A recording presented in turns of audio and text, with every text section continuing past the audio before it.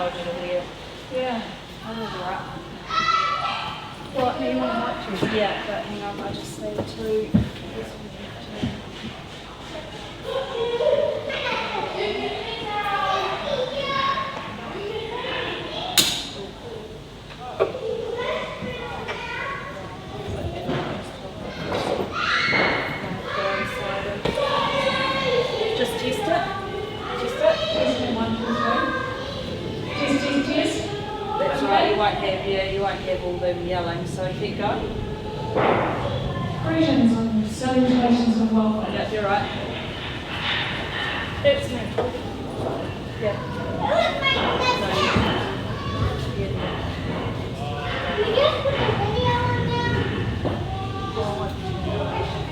No. So it's going to put it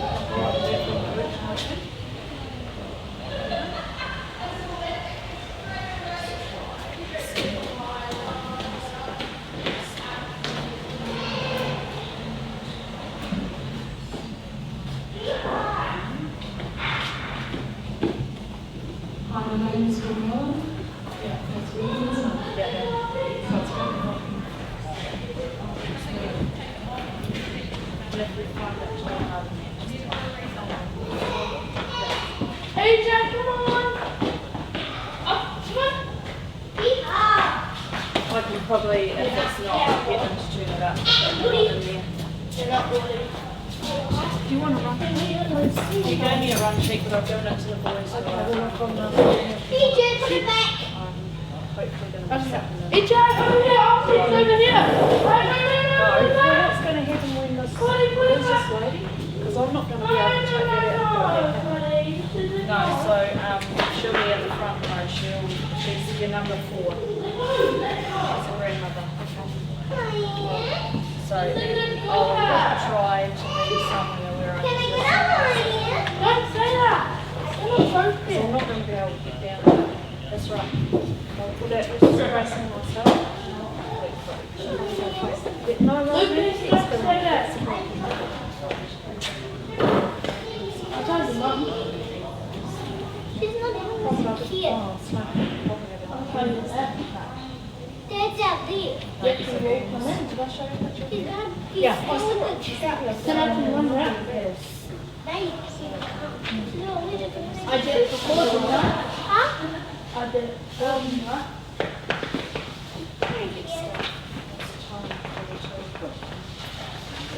I know it. I'm the mini Uncle Nick. Yeah, who cares when Mum tried? What was that noise? Sound like it's growing. It's been nice. Is that Uncle Nick? Okay.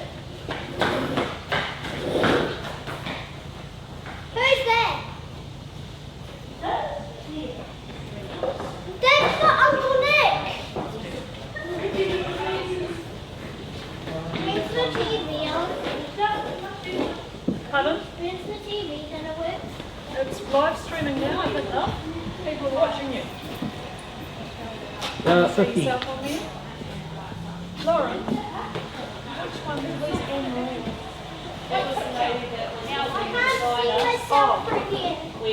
because I want her to come up before anything else. Yeah. I can't see myself. I can't see. I can't see. Because it's a pitch black screen and I can see you through the key. Can you see me through it now? No. Can you see me through it now? No. No, don't touch the TV, please. Who's doing this? That's okay. He's doing it here, but It's Chrome Pass. we've got it set up. I can't see myself. I can't see. Huh? Because it's a pitch black screen and I can see you through the key. Hello? Can you see me through it now? No. All you could hear was you.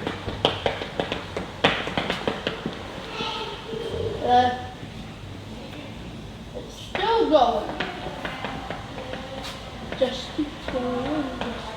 Where is the camera? Maybe they're just. It's right here. That, Where does the set go? On a chair. What chair? Wait, On what a did you... chair.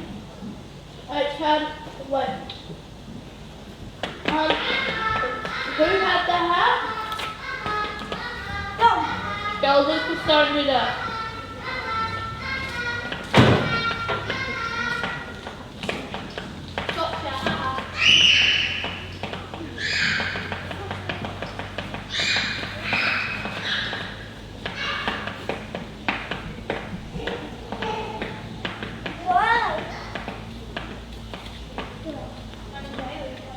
Where am I gonna do the dance? Just sit down. Oh, you can. Oh, me.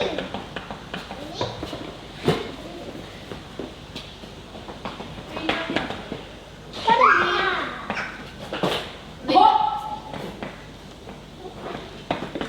He tell you're not a cowboy. He can be. Like the 15th century, eh?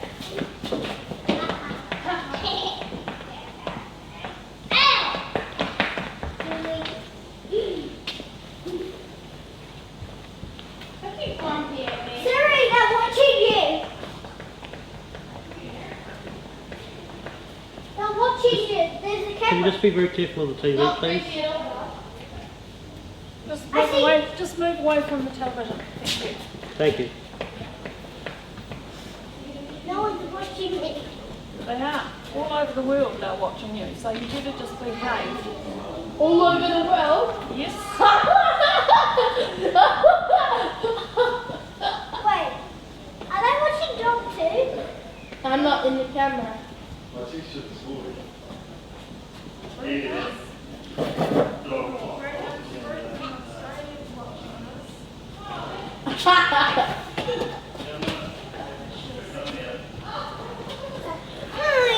Just Oh, don't do that. Sorry, mate. Can you just stay clear of say sort of here-ish? Just in case. We just don't want anything to go wrong. Thank you.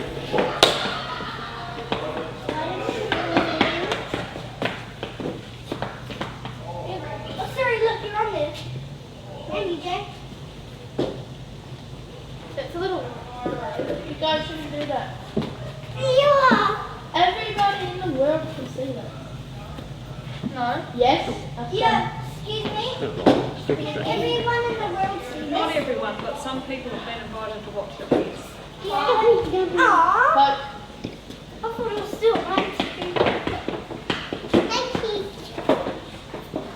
is this your seat? Mm-hmm. You want to sit with me? Or you want to sit up here? I'll see if Dad's coming.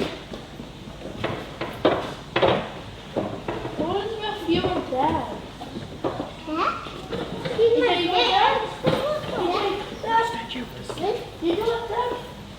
You guys all see it? Yeah. You've got to run sheet so you know what's Is happening. that Dad?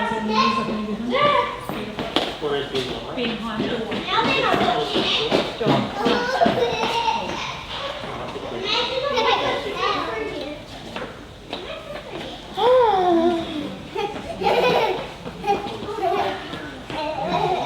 What is this going to Who do? wants to play tag? It is. No, I work for myself. I'm going to see it.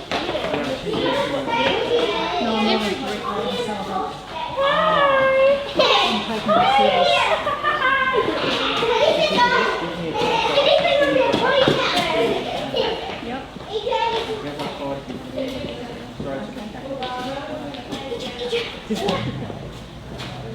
Keep that gate shut, please, EJ.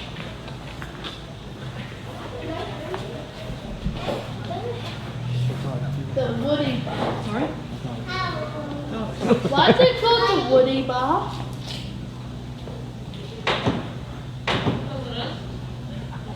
Is that where the hats came from? What? No, all these hats. I thought they said it is. Yeah, but they all have the exact same one. Yeah. And it's called the Woody Bar. Woody a Toy Store. I'm Woody. Is that yours? Yeah, just wearing it. Who? They're actually coming. They're actually here. They're family. Yeah, but I don't know. They're here. Everyone's here to say goodbye. Where is Ash? His Ash's not here. Hey guys, actually I think that. Yes.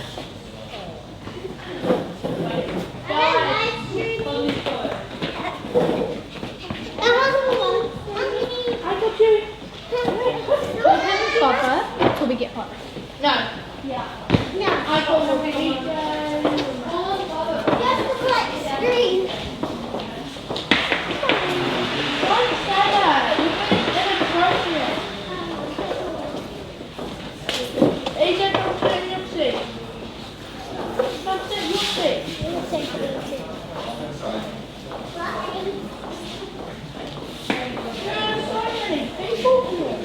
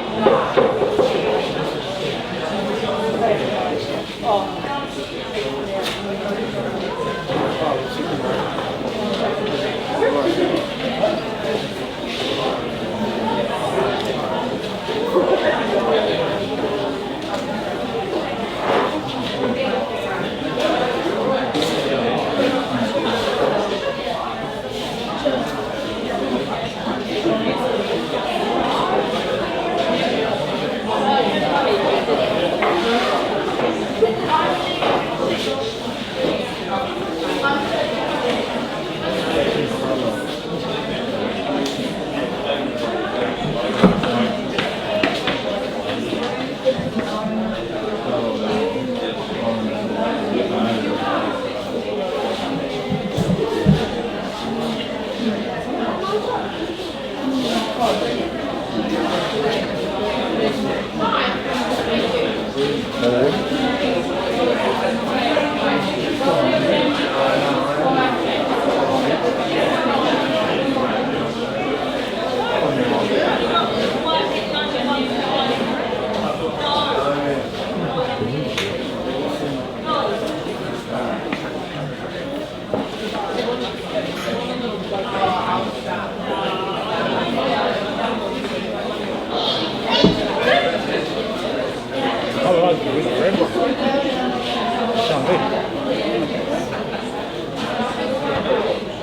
alright? It's cool, right?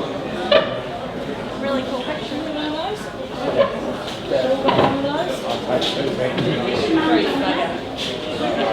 One for the other.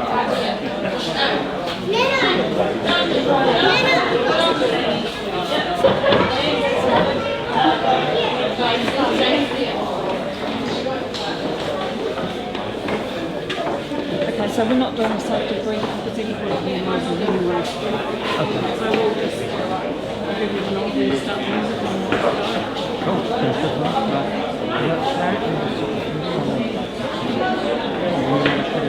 and we might just start playing that 2 minutes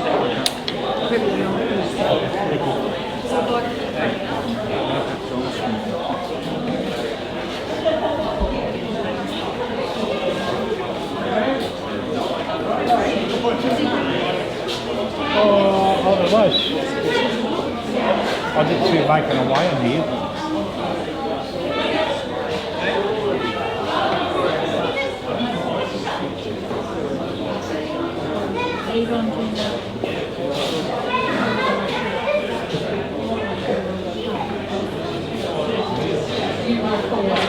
And even when I was talking to her yesterday, she said I rang her with those slices, and she said, I rang her, oh, we can't touch this, this one, I rang her,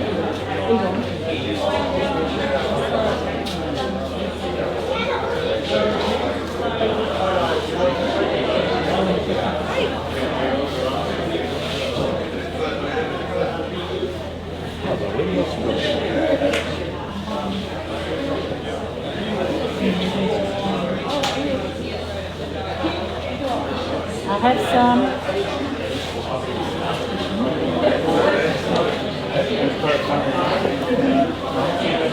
Mine.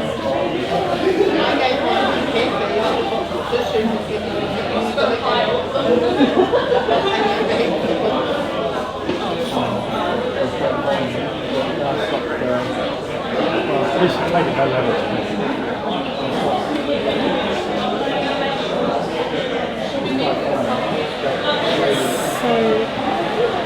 Sorry.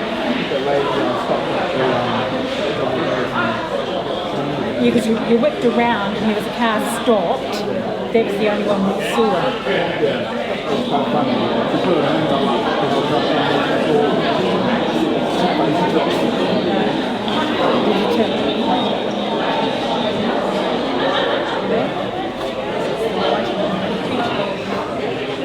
They were racing our signal yesterday.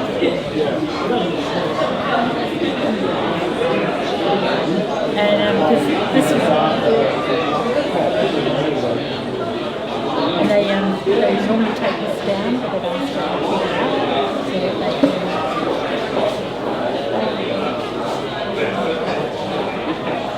who's got I think we can start that music.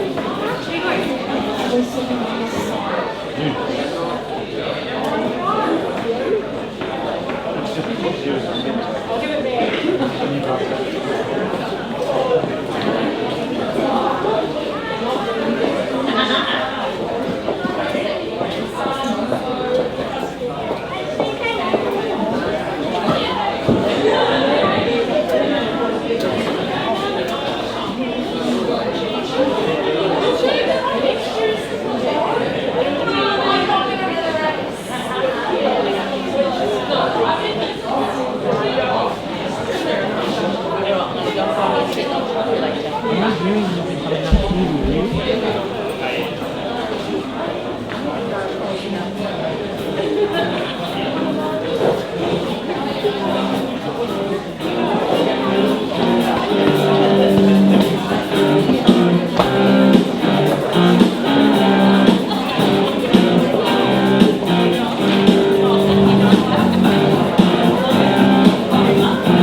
On the live stream. On this. Volume up.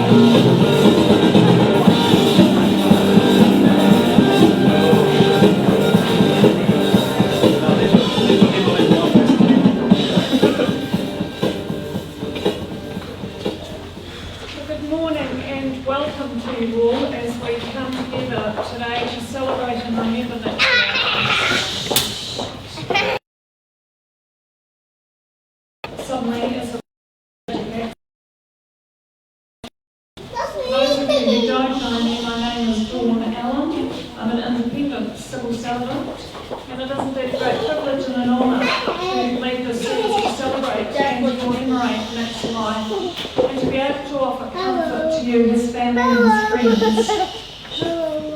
We gather to honour his memory and to support one another in grieving a death which is perhaps one of the hardest to grieve, the unexpected and sudden death of a younger person. To you, Nick's family, on behalf of all present, may I express our sincere condolences in the loss of one who has been such a loved and cherished part of your lives.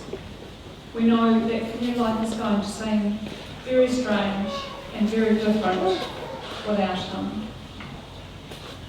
I'm sure that your memories of Nick are far more real to you than my words can be. I didn't meet him. I can't possibly know him as you all did. But I can hopefully help to create a space where your collective memories and shared stories will help to bring a little bit of light to the shadows of the grief that you feel now. I'd like to begin with a reading, and it's perhaps some words that Nick might say to us today. If tomorrow starts without me, and I'm not here to see, if the sun should rise and find your eyes all filled with tears for me, I wish so much you wouldn't cry the way you did today, while thinking of the many things we didn't get to say. I know how much you love me, as much as I love you, and each time that you think of me, I know that you'll miss me too. But when tomorrow starts without me, please try to understand that an angel came and called my name and took me by the hand, and said my place was ready in the heavens far above, and that I'd have to leave behind all those I dearly love. Then, as I turned to walk away, a tear fell from my eye. For all my life, I'd always thought I didn't want to die. I had so much to live for, so much left yet to do, it seemed almost impossible. Yesterday,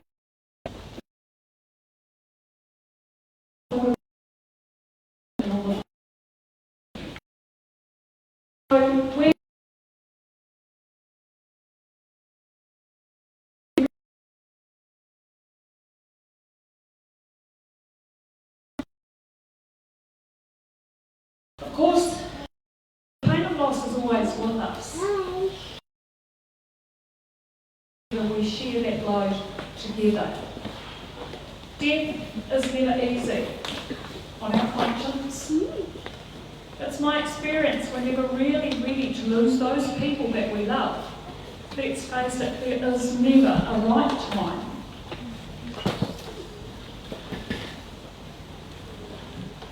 But when we come together like this, our collective grief becomes then a collective strength. Let's try today to remember Nick's life with gratitude, with joy, with happiness, and with love. The family have asked me to pass on their heartfelt thanks to all of you who have lent your support and love to them during this time, and indeed for coming here this morning, especially to those of you who have travelled, and for the expressions of care that you've given them during this difficult time. Your kindness is very much appreciated by them all. We also acknowledge that due to the restrictions placed upon us in life, there are some friends who couldn't be here today to remember Nick's life. However, we are live streaming the service, and I offer a special welcome to anyone who is joining us over the internet worldwide. It's wonderful that you can be part of the service in this way. We know you will do what you possibly could, and that your thoughts are with the family. At the conclusion of the service this morning, the family invites you to join them for refreshments and to share more stories of your time with Nick. There is a memorial book which they would like you to sign for them, and I believe it's somewhere over there in the back area. And just a little reminder, if you do have a cell phone on you, would you please just make sure it's turned off or in silent mode during the service. Thank you very much. Now we know there are many stories to be shared of your time with Nick. So let's now relive some of those memories that you have, and I'd like to invite firstly Nick's brother James forward, please. And his mum. Yeah, Mum's going to start this one and I'll take it.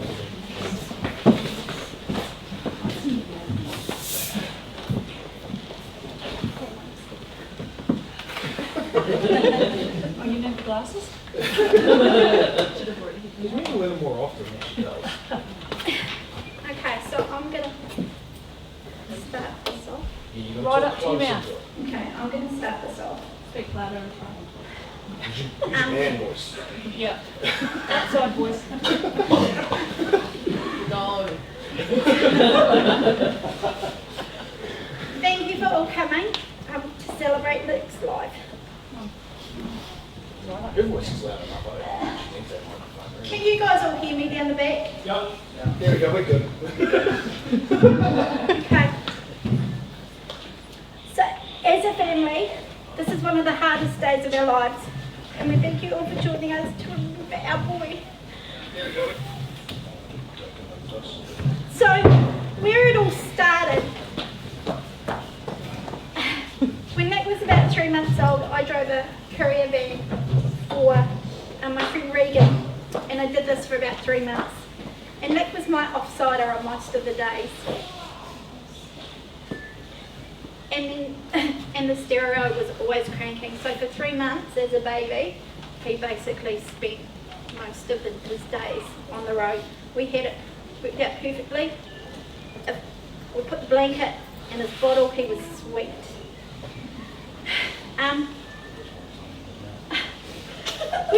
When Nick was 18 months old, he was our ring bearer at our wedding, and when Clint and I got married, even at a young age, he was making girls cry. No, Ashley's not here. I'm not sure whether they're in Cromwell or they're in Timaru, but he wouldn't hold Ashley's hand to walk down the aisle, so she cried. And then he tried to run off with the rings. Yeah.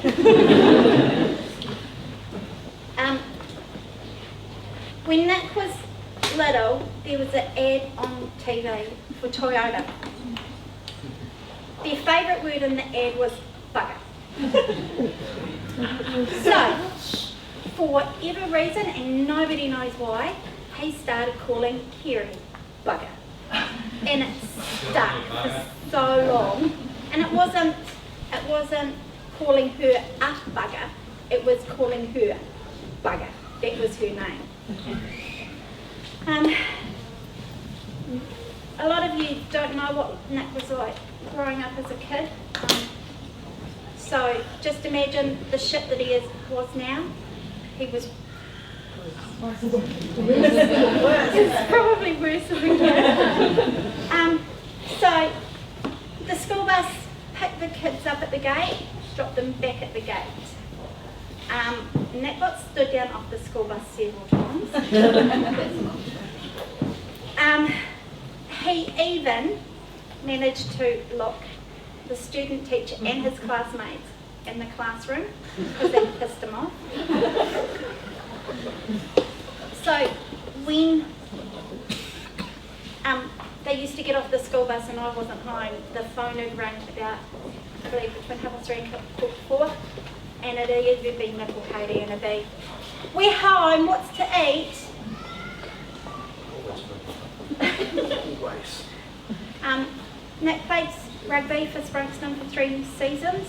He also played cricket as well for Springston.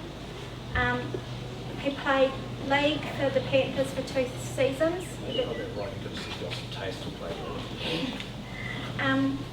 He was, the 13s and 14s he played for the Panthers. Nick went to Lincoln High for 2 years, then he went on to NZIS, followed in his cousin's footsteps. He absolutely loved it at NZIS. It was all about sports and exercise. He used to skite about the fact that he was probably the shortest one there and with the least weight, and he had the hack squat record NZIS. Love getting records.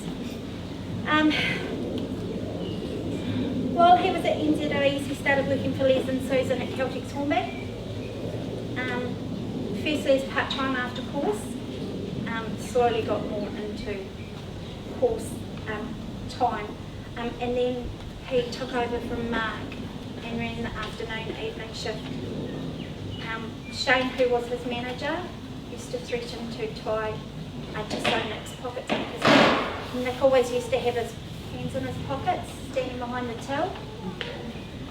And here's one from Rave. I don't know where you're standing. Where are you hiding, Reeve? I see you over there. So,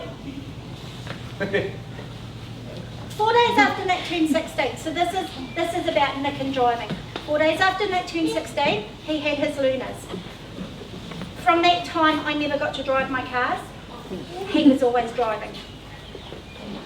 2 weeks after he turned 16 and a half, he had his restricted. 2 weeks after he turned 17 and a half, he had his full. Oh. And then he lost his licence. Queen's Park Reserve, eh, Reeve?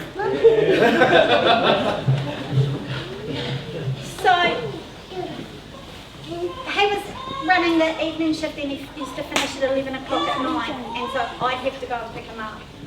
And he'd text me and he'd say, Mum, can you pick me up about midnight? I'm going to see Reeve after work. Only problem was, I don't think it was Reeve, I think it was a booty call. It just happened that Reeve was working in Hornby as well at that time. So, Nick lost his way when my dad passed away. And at that stage we just got Nick into racing courtesy of Auntie Cher's dog.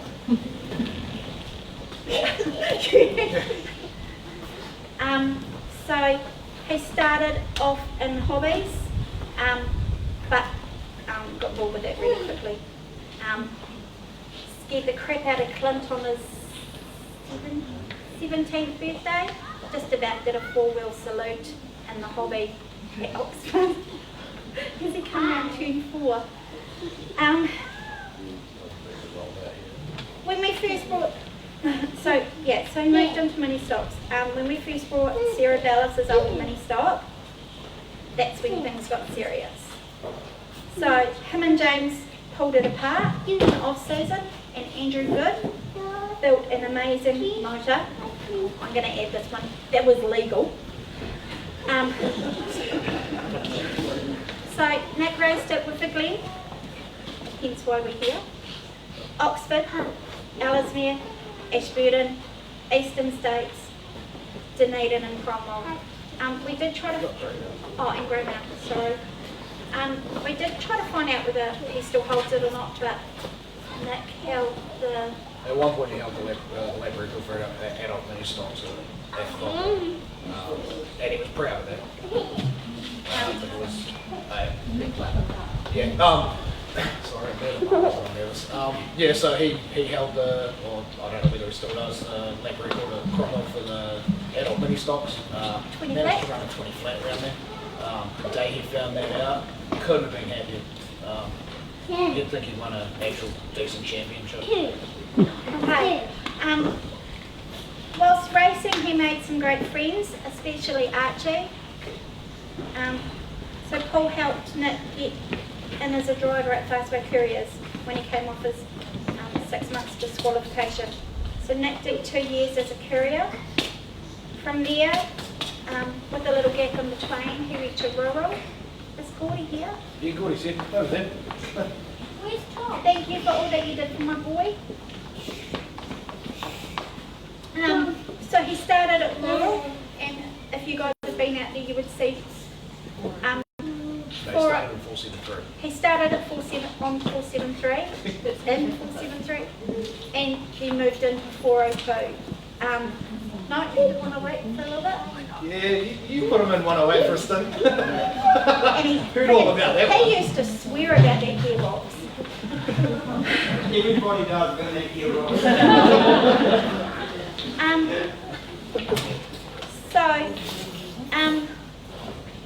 he went through his licenses pretty quick and got up to his 5 pretty quickly. He was just, I think every truck he touched apart from 108 ended up shiny, didn't it? yeah. So he worked, like he brought 192 home one day. The curtain needed repairing because he ripped it. And so it's backed up the driveway, and That's right, it was Mark was driving it he at the time. polished the wheels on it. It wasn't his truck, but because he had it home, he polished the wheels on it. He also done it with the motive. He knew the driver, and he knew that the driver generally didn't polish the truck. But he did put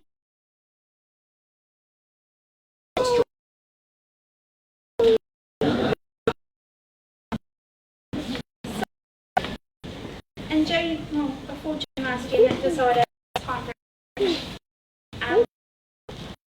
he made to mistake, and they became a second family. Nick got late last year, his mum, Kathy. She stepped up and became another mum figure for Nick and looked after him because I couldn't be there. Driving was Nick's passion, whether it was the car, a race car or a truck. Oh, and I have to say this, Nick drove the race car really, really well. It's just an angel. How many people have actually been for a car ride with Nick? Because we had this raised, and I find this absolutely hilarious. You put him in a truck, he's a relatively good driver. You put him in a race car, relatively good driver. You put him in a car though, absolutely shit. He would tailgate and he would, The worst was he'd be on his phone all the time, constantly on his phone. And the moment you took over, like you'd rip him out about it, and he'd ask for proof and everything. As soon as you took over driving and you got on your phone just once, it was game over. He was at your throat about it. And when you'd raise about him being on his phone, it'd be, where's your proof? Every time. So, if he could drive it, he would. Nick spent his days doing what he loved. That includes girls. He spent his days doing what he loved, chasing the white line. Our hearts are aching and we're missing our boy so much. What? Okay. Our hearts are aching and we're missing our boy so much. We want to everyone to remember Nick just like we do, keep talking about him, sharing his stories, sharing laughs. So I want to thank the STL boys that have travelled and brought trucks down. Man effort by Ro. Ro, you're the man, was what you told me. The trip you've made, awesome. And when you guys leave, if you have a look out there, there's a truck out there. It's the mum truck, and it was the truck that Nick was just about to go into. So, thank you everybody. I didn't write anything up because I like to wing shit. Nick, being his brother, I mean, most of you guys, I've heard all the stories from guys out of the North Island, the friends he made in the South Island, and they're all telling me he's an awesome person, heart of gold and everything, and I'm like, damn, did you ever have to live with them? Man, we never got along. Well, I mean, we did, but whenever we were living in the same house, there was never peace in the house. We always came at heads. Shared best friends. Yeah, shared best friends. Sam, you got passed around a bit.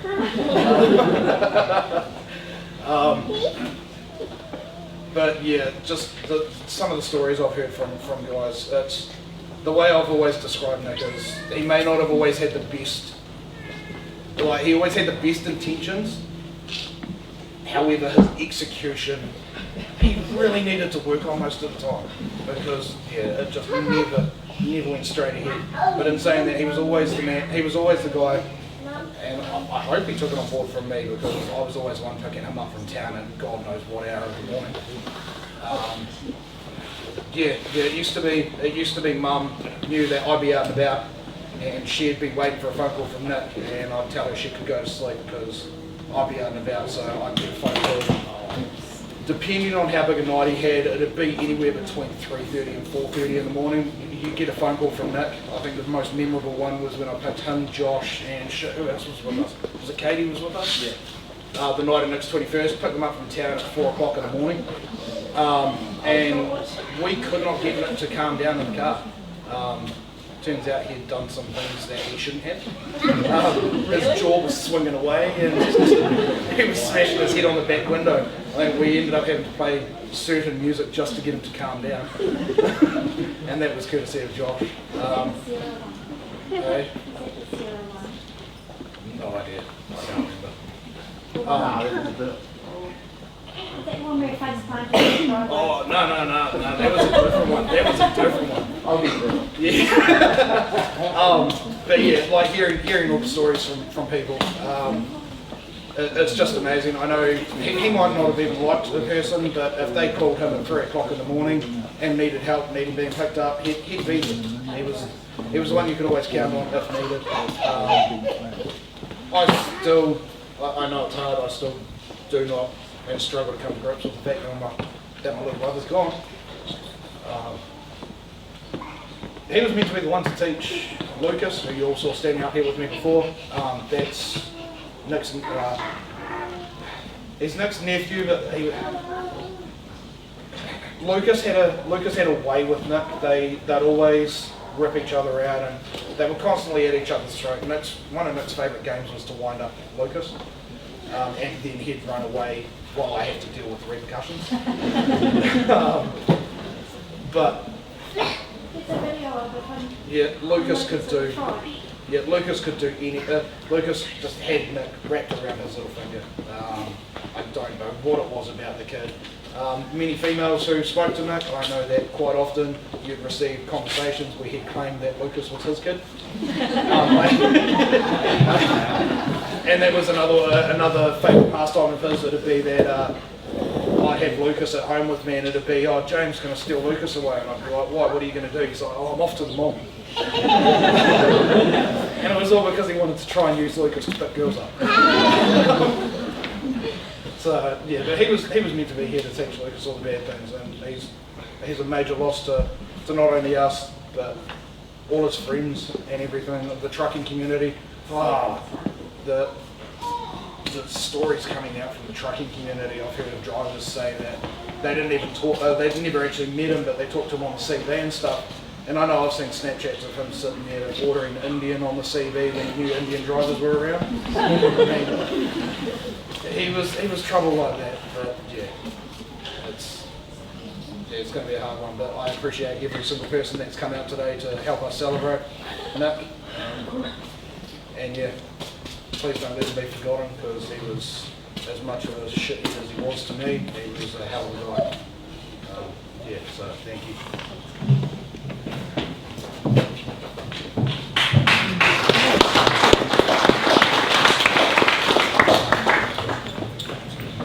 So next little sister Caitlin would like to say this too.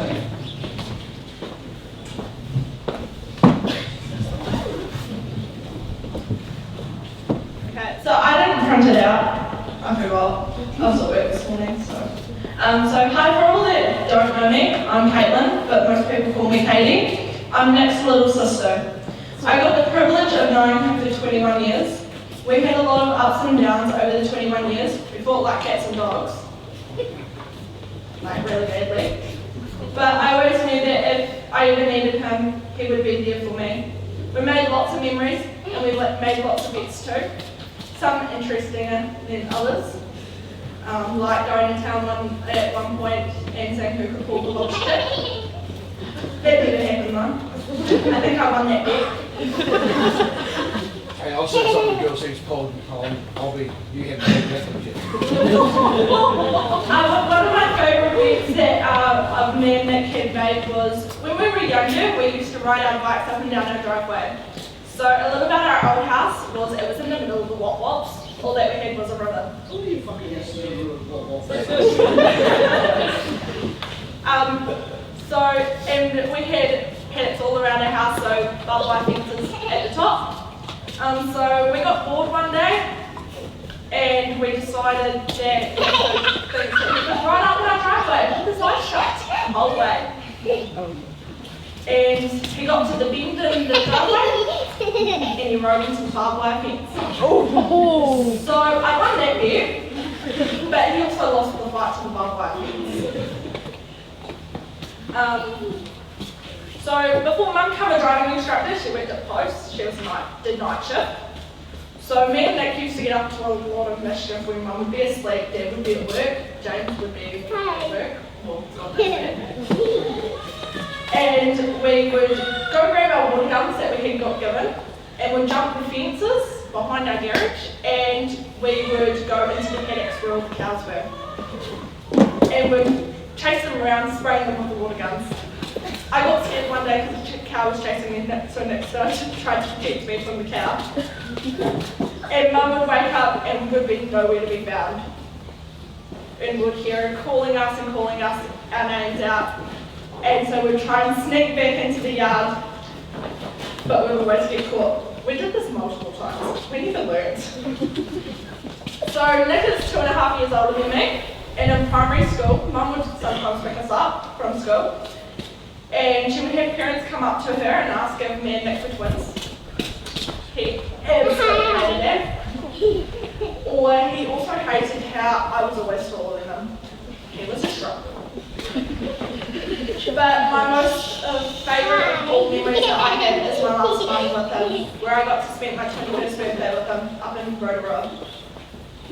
So we went to Auckland for my birthday, and we went to Rotorua for the day on the Sunday, just before my birthday. Told me that he doesn't add people on Facebook, woke up on my birthday, so a friend request from that. But we went and did brunch, and then me and my friend and my mum went and did the treetop walk.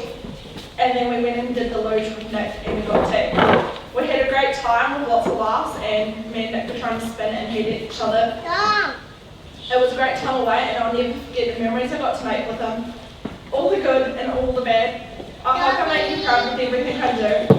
I know you're always going to be there with me. I love you so much, and I know we never really said it to each other, but I love you and I'll miss you like crazy forever. Until we meet again, my big brother, you'll always be in my heart.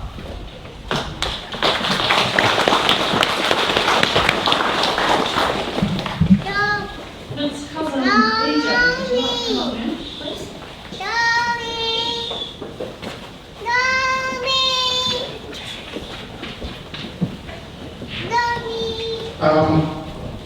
First of all, I'd like to thank all the truckers this morning. We executed that convoy freaking awesome, so thank you to everyone that was a part of that. What I'm about to read is a poem that I heard at a I think you directed it too. It's called The Dash by Linda Ellis. I read of a man who stood to speak at the funeral of a friend. He referred to the dates on the tombstone from beginning to the end.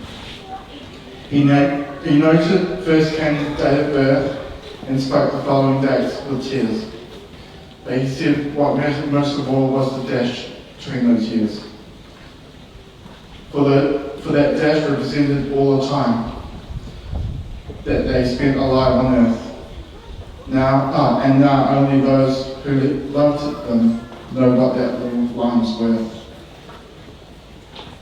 For it matters not how much we own, the cars, the house, the cash. What matters is how we live and love and how we spend our dash. So think about this long and hard. Are there any things you'd like to change? For you never know how much time is left that can be still rearranged. If we could just slow down enough to consider what's true and real, and always try to understand the way other people feel, and be less quick to anger and show appreciation more, and love the people in our lives like we've never been loved before. If we treat each other with respect and more often wear a smile, remember the special dash may only be for a little while. So when your eulogy is being read with your life actions rehashed, would you be proud of of the things I say on how you live today.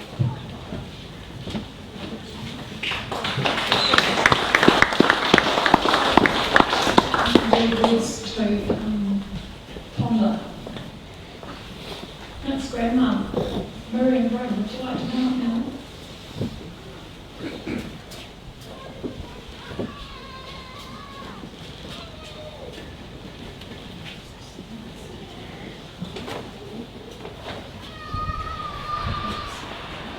Hi everybody, I'm sorry that I can't stand up on there. I have a fused ankle, so I'm going to stand here and talk to you. I just want to touch on a few things about Nick, some that you won't know about. When he was little, we were doing a trip to Monterey and took him. I was a lot slimmer then, and in the motel there was no bath, and I needed to get Nick a bath. So anyhow, I stripped him off, hopped in the shower, and he screamed the place down. And then there was a time that he rang me and told me that, well, Lynette had already rang me, but he was involved in an accident with Clint. And he thought that Clint had died in that accident. And he was so upset about it. And he told me that the people that had hit them were very rude to him when he went round to see see whether they were all right. And I said to him, what did they say to you? Wouldn't tell me. He said, it's not for your ears, you know.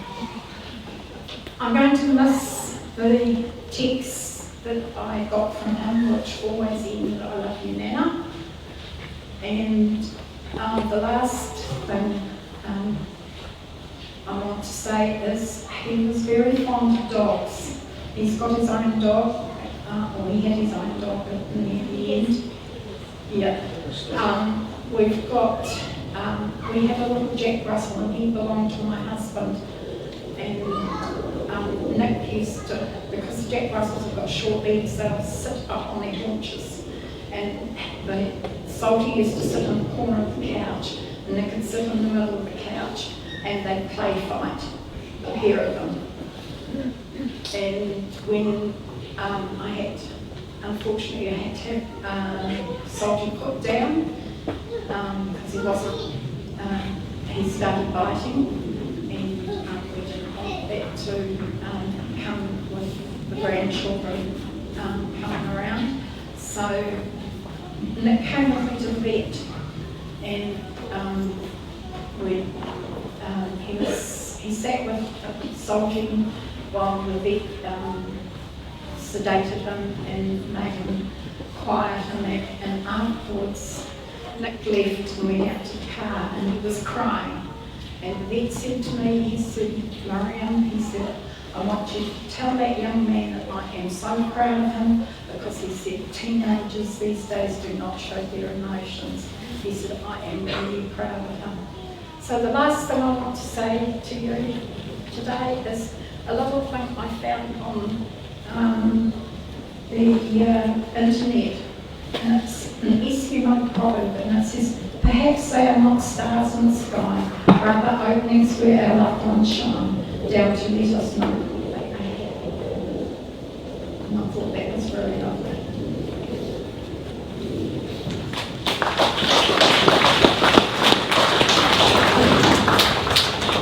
When I met the family the other day, I did get to meet Luna. That's also a little dog. She's lovely. And they told me that Nick also had a mentor, and that mentor was also named Nick. So Nick, would you like to come up and say a word, please?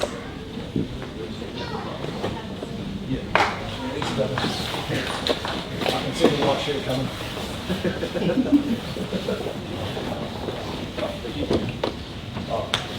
Kia ora koutou, te rangi e tūnei, te pama e tāpoko nei, te e mauiora. E ngā hoa, e ngā whānau, tēnā koutou, tēnā koutou, tēnā koutou katoa. For those, yeah, well, yeah, pretty much said it. I'm Nick. At the time well, I thought I was just another driver in the fleet. Turns out that, I'm one of the senior Lionel drivers, and I was actually one of the drivers that he looked up to. God knows what he looked up to me for, because here comes Nick coming in the depot. Oh my God, his wheels are shiny again. Oh, how can I get my wheels as shiny as him? And okay, I'll show you what to do. And but I just had so much unfinished business to teach him. It was teaching him how to cover his load, how to load and unload his own trailer by himself. Even right down to geographical things like, if you need to get to website and Auckland, take this road down there. Oh, if you don't remember that road, look out for this landmark. Don't remember if you get it wrong. Awesome little bloke. I've never come across anyone like that that was able to actually just step into our work, realising that he's come from nicer equipment to equipment it's maybe not up to everyone's standards, but he was happy to get in there and do the job. And and it just took a while, but got on there. Now and then you come back and have some funny joke or share something to me on Facebook. I was like, oh my God, man, what did you share that to me for? What does that even have to do with me? And I got a total shock when he first started with us, and someone said, it's like, oh yeah, so we could Celtic Zombie. That's where I bloody remembered it from. Yeah, remember this little short fella standing on the counter, telling some dumb joke, hat up like this and so as short as a bloody pumpkin tree, but never mind. But he always greeted everyone with a smile. There was never a dull moment with him. And the day when I heard about the accident where it happened, he was on one side of the mountains in the central North Island, and I was on the eastern side of the mountains. And when I heard about the accident, I actually thought it was Turbo had been in the accident, and it took me ages. And I thought, nah, surely not. It can't be him. Nah, surely not. Got to Auckland, and no word of a lie. It's probably the most I've ever cried in my whole life. I'm trying to talk to someone and say how I love them and all that sort of stuff, and even right to that point, every time when I wanted to say I want to bring this body home, there was it, more water was coming off the place than what I throw out the truck when I'm washing. And it was just, I keep choking up every time, even right to the point when Turbo was explaining to me how he tried to save him, and I thought to myself, mate, if I was in your shoes, I probably would have been so fortunate. I probably wouldn't have been able to bear watching old mate burning like that. I probably would have tried to succumb to the fire like that too. I even said that to my old lady, tears streaming down my face. And I didn't give a fuck at that time, because that's my workmate that's gone to the head. So, wherever you are, little mate, keep the wheels shiny up there. You might be gone from us in person, but you're still going to be here in my heart and in my soul. Thank you.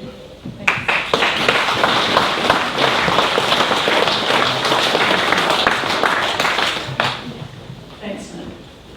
And that's whose friend? A brother from another mother I'm from, Josh.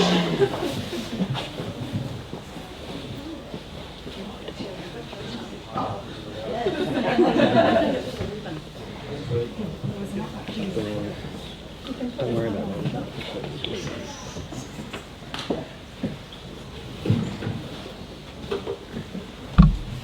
I'll start with these ones because it's pretty bright in here. So first of all, I'll just pass on a message from Sparky and Sarah up north, who are a second family. They unfortunately weren't able to make it today. So this is from them. Nick first made his way north to Rotorua for the World 240 Superstock meeting in January 2020.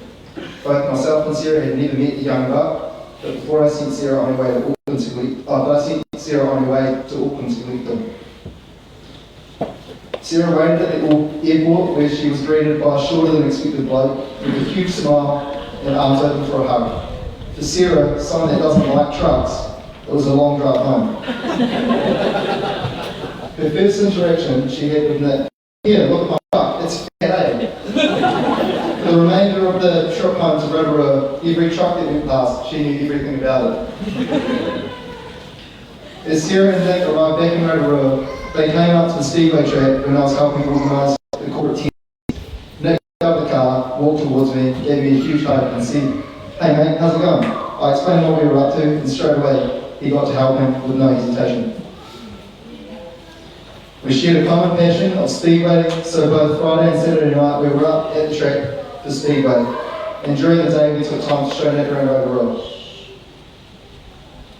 Sunday came and it was time for Nick to head back to Auckland on a bus. He hopped and off he went. Not long after he went south, he had been in contact with us most days. It was then when he told me the North Island was where he wanted to be driving trucks. With me at Rotorua Forest Haulage, I managed to pull a few strings and get the young bucker job driving logging trucks here up north. Nick made his decision at the start of May to come up for an interview and have a look around the place, and decided he was dead set he wanted to move to Rotorua and live with us. Middle of May arrived, and so did a Ford Courier Ute with Nick's minimal belongings. We set him up with his own room. To find he bought no pillows, blankets, duvet, or bedding in general. Lucky for him, we'd surplus of that.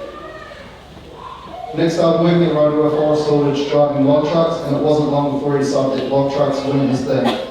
He then set off to go work for Jack's Haulage. It was at Jack's Haulage that he drove drop-side trucks.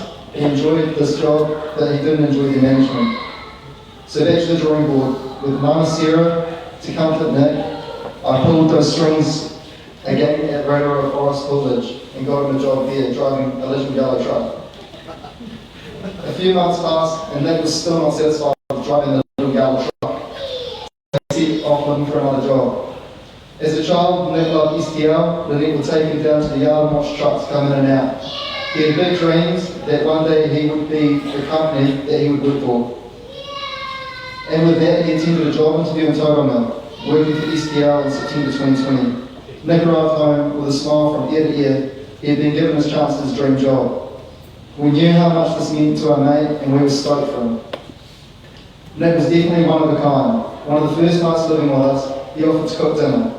Me, Sarah and Lucy were thankful for the offer as Nick plodded in the kitchen. The three of us kept watching the rugby. Sarah jumped up to grab a drink and she noticed Nick was boiling chicken in a pot. Something that she and us had never seen before. As she went back to the couch, she saw myself and Lucy. We all frantically Googled to see if you could cook a chicken that way. We're going to get food poisoning. It turns out you can cook a chicken that way. Nick made a nice meal. Nick had a massive love for TikTok. It didn't matter what you were doing or where you were, Nick was always watching TikToks. During the move to the new house, we were pulling up bunk beds, putting up the pool and doing yard work, with Nick always close by with his phone on loud watching TikToks. We would often head down to the rugby fields and watch rugby games. It was here one day that Nick met our friend Joel. We finished watching the game and were invited back to one of their places for a few drinks. Off we went.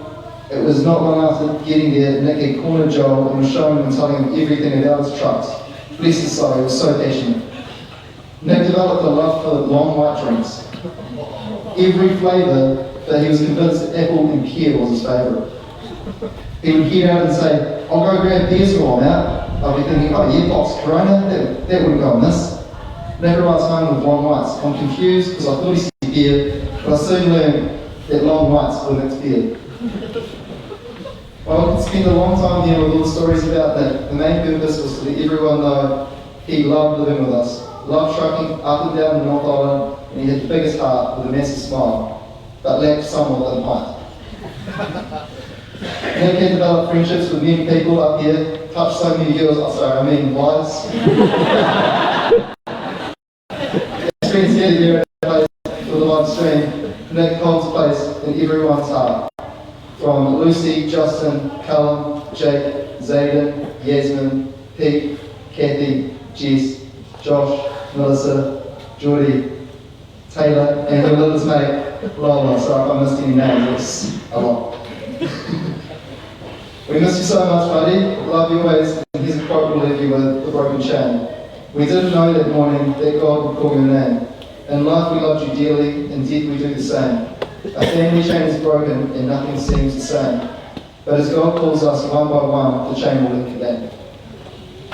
So that's one last Mark and Sarah. And go. I just wrote something small. I probably won't even read it, to be honest. Good stories. Pencil master. So His mum says so. yeah. mean, I've had to do some hard things, but this is, you know, saying goodbye to a mate that was taken far too soon. It's really unbelievable. I mean, I've got hundreds of stories I could share right now about Nick, because I can see my family's here, Nick's family's here, there's children around. Yeah, I'll probably cut out about, there's 90% of the stories just gone, so get a few years of me later. But the story I will tell you is actually from the first night that I met Nick. I was out drinking with some friends of the female variety. We were stranded with no way into town, and one of my mates mentioned, hey, this dude I'm talking to, he'll come pick us up and sober drive. And I was like, sweet as, and then I remember the next instructions pretty clearly. She said, Josh, just be nice to him, I know you can be a bit of a dick when you want to be. So sure enough, I'm like, yeah, okay, I'll be nice. Little did I know Nick would roll up, and he was definitely more of a little shit than me anyway. So anyway, we were drinking, and this V8 Commodore pulls up in the beautiful suburb of Opawa. Oh yeah, sweet, we'll get along sweet, yeah. So anyway, as the night went on, had a few good yarns, some few beers, and I was telling him, oh yeah, so yeah man, tomorrow I'm off on a sketchy mission to Nelson. I've got to go pick up this Skyline because I just got back from Australia. And Nick being Nick, he's like, oh yeah man, I'm keen as to come, I'll come for the mission tomorrow morning, like, good as gold. But anyway, I woke up the next morning, bright and early, gave thanks, and Nick was still asleep because I don't think he could keep up. But he slowly got there. Anyway, so I set off, and we skipped forward about 3 hours from here. It's no surprise that the old man, we took his old BMW and decided to shit the bed in the middle of nowhere really. And so anyway, sitting there, get a tow truck to a garage to get it fixed, and get a call from Nick. He goes, oh hey mate, how's the trip going? I'm like, oh yeah man, I'm kind of stranded in the middle of nowhere, it's all good though, we'll get it fixed and probably just come home. And so Nick being Nick, he took it to himself to grab the car transporter, drove 3 hours to Springs, no, where was it? It was halfway to Nelson anyway, and then bought the trailer, then continued to drive to Nelson so I could get this car and drive back. I haven't changed much, asked Molly and still starting to get a good deal. But anyway, I tell the story because you just got to remember, I met the dude the previous night, and it just sums up the type of dude Nick is. You need to add to the rest of that story. What do I do? Get a Skyline. Oh yeah, that story extends because Nick also enjoyed all the time with the comedy. I mean, he didn't really see the front of the car, but when it broke, he definitely saw the front of my car. But anyway, yeah, I think the story basically fits who Nick is. It's the perfect sum up, and you know, because of the type of dude he was, we stayed friends right until the end. And even when I was posted overseas, I didn't get to see Nick, but he just made the effort for my family, and he was never a stranger. Just an all-around good dude, and they miss him as much as I do. Now that I've got a story out of the way, I've just got a message for the family. Thank you for raising such a good dude. I mean, he was a bit of a bullsack, but it made him a good dude, and he wasn't boring. So finally, I'll just finish with something to say to Nick. Mate, the years of your love and friendship is something I always treasure. They really are what I consider to be the good old days. From completely random missions in the clubby or the Skyline, to nights out where you get me drunk enough that you vomit, fall over, and I convince you that you pulled a girl, only to throw pillows on you, and you freak out. And who could have got the time in Wellington where we teared up Wellington town at last minute plan, and you found your favourite bar, and you still wear cowboy hats and love country music. I think it kind of ruins you. I think it really shows the person that you really are when, from that Wellington trip, you talked to Molly for the first time, and she thought you were a dodgy friend and you were getting me on the right. She'd soon realised that you were actually the kind and loving one of us two. The bar's set pretty low with us two, but I still got something for you, mate. I'm forever grateful for all of those memories, and you'll forever leave a strong mark on my life. You've helped me through good times and the bad, and because of you I am where I am today. As a brother recently said, he can't even remember when we weren't friends. 5 years ago so quick, but look at all the memories we've made. Goodbye, Nick. I'll always love you, brother.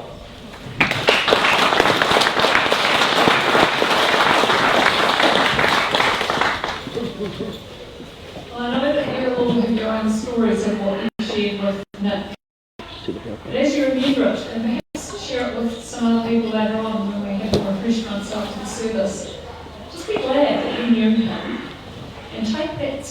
quality that Nick had and embrace it into your own life.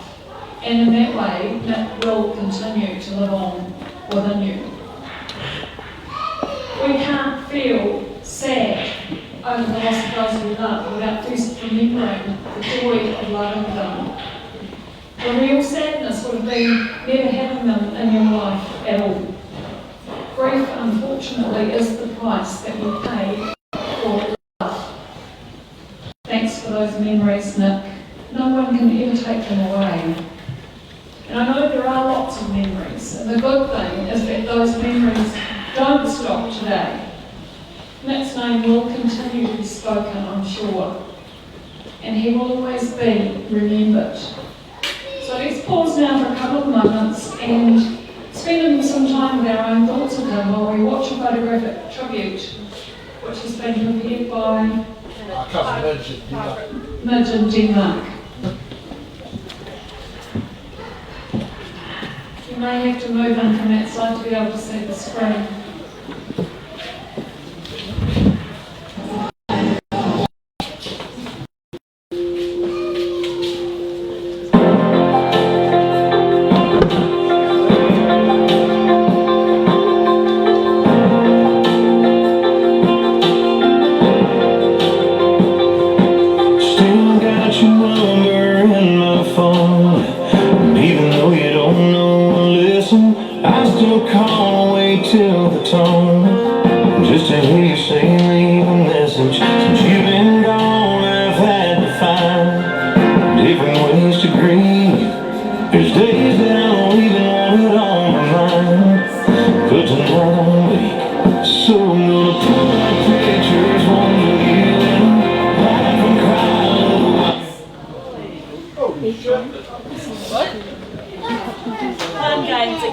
What happened?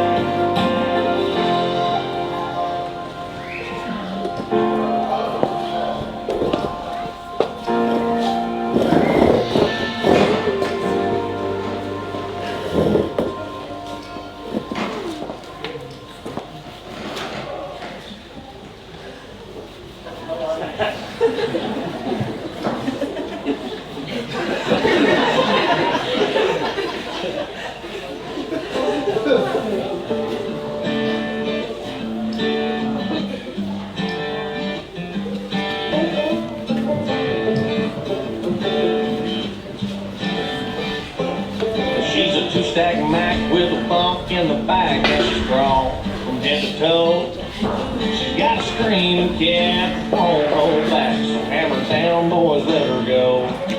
She's a lady with a knife with her, she combines, I guess, a couple hundred or so. I get lost in the lines and the way she whines to that XM radio.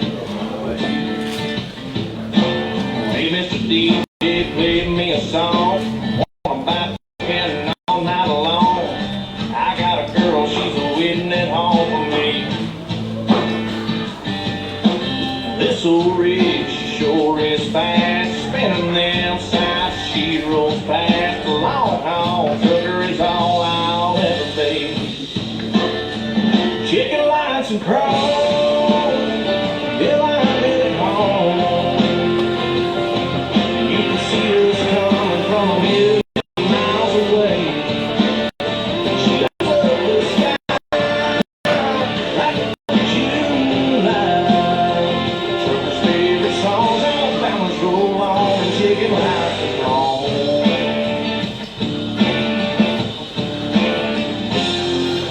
Lipstick red, now she'll knock on dead as she rolls to the scale. She lets the black smoke roll and I pour on the coal as she's blazing the trail. You can bet all eyes and on 65 will have a shade from a shine. There's nowhere to hide, she's too damn bright, she's a burning up the night.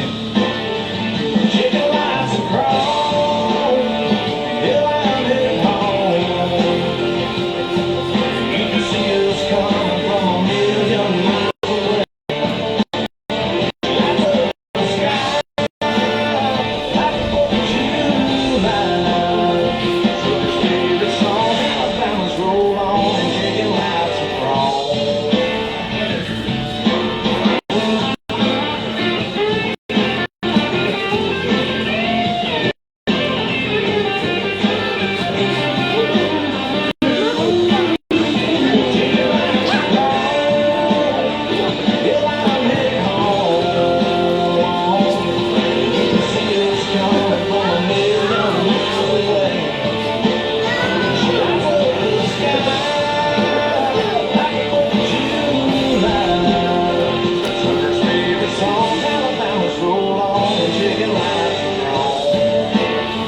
Trucker's favorite song, Alabama's roll on and chicken lights and crows.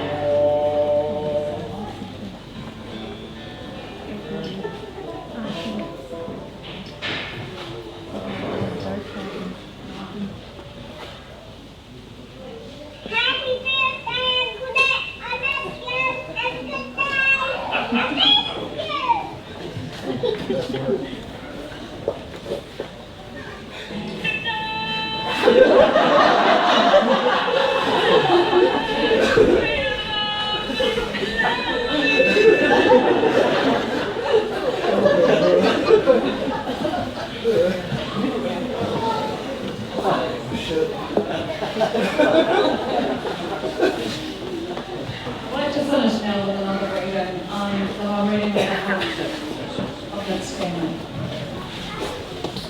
If we knew it would be the last time that we'd see you fall asleep, we'd tuck you in more tightly and pray the Lord your soul to keep. If we knew it would be the last time that we'd see you walk out the door, we'd give you a hug and kiss and call you back for one more. If we knew it would be the last time, we could spare an extra minute to stop and say, we love you, instead of assuming you would know we do. If we knew it would be the last time, we'd be there to share your day. Well, we're sure you'll have so many more, so we can let this one just slip away. For surely there's always tomorrow to make up for an oversight. And we always get a second chance to make everything just right. There'll always be another day to say, we love you. And certainly there's another chance to say anything we can do. But just in case we might be wrong and today is all we get, we'd like to say how much we love you and we hope we never forget. Tomorrow is not promised to anyone. young or old alike. And today may be the last chance you get to hold your loved one tight. So if you're waiting for tomorrow, why not do it today? But if tomorrow never comes, you'll surely regret the day that you didn't take that extra time for a smile, a hug, or a kiss, and you're too busy to grant someone what turned out to be their one last wish. So hold your loved ones close today and whisper in their ear. Tell them how much you love them and that you'll always hold them dear. Take time to say, I'm sorry, please forgive me, thank you, or it's okay. And if tomorrow never comes, you'll have no regrets about today. Food for thought. Nick Ross, your life we honour, your departure we will try to accept, and your memory we will always cherish. Go safely into the mystery of whatever lies ahead. May your spirit fly in freedom, released from all that holds it back. Carry with you now all the love that lies in the heart of the universe, like a warm cloud around you, and with our love.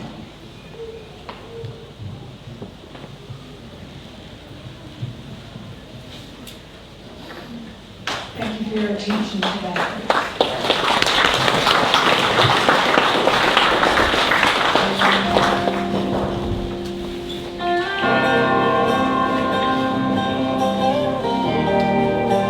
Next favourite song on Punk.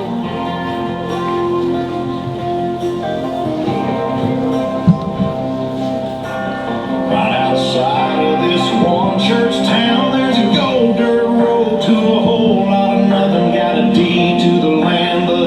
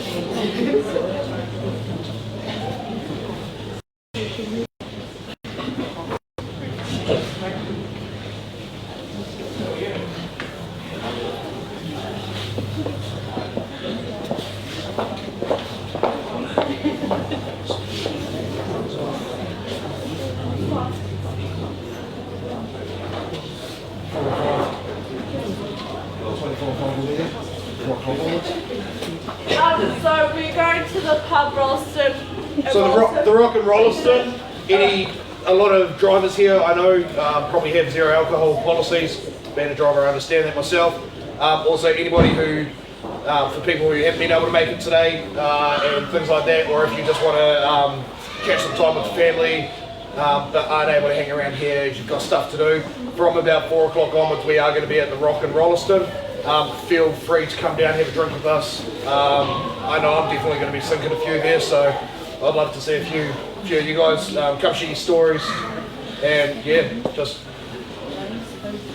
and food's ready inside, so if you're hungry, go have a feed. What is that? A bar. And the bar's open as well, cash only though. So if you didn't bring cash, you're screwed. But yeah, thank you everyone for showing up today.